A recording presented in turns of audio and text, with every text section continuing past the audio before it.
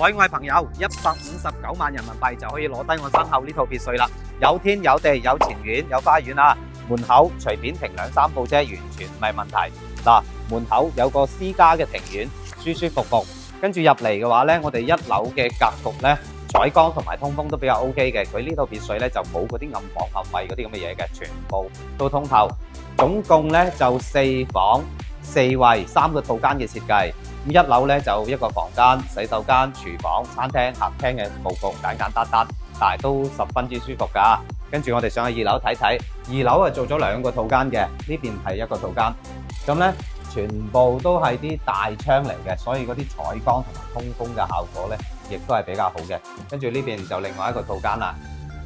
咁空間感係非常之 OK 嘅啊！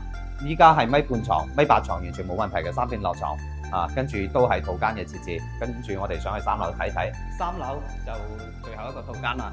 咁呢個套間嘅尺寸呢，亦都係最大嘅。入到嚟睇啦，空間感係完全 OK 嘅。呢邊係洗手間啊。咁全部都係啲大窗嚟嘅，所以成間屋咧嗰個採光同埋通風咧都係非常之好嘅。咁出到嚟就係一個比較細嘅一個露台啊，但係都足夠見用嘅。咁依家個位置咧就中山嘅三鄉，咁位置係比較 OK 嘅。我哋行出去大概5分鐘步行就可以去到我哋嘅大型嘅 shopping mall 啊，食飯啊、買嘢，全部都非常之方便嘅。30分鐘就可以去到澳門關口、珠海關口，咁亦都係比較啱嘅一個位置。有興趣嘅朋友，快啲私信我。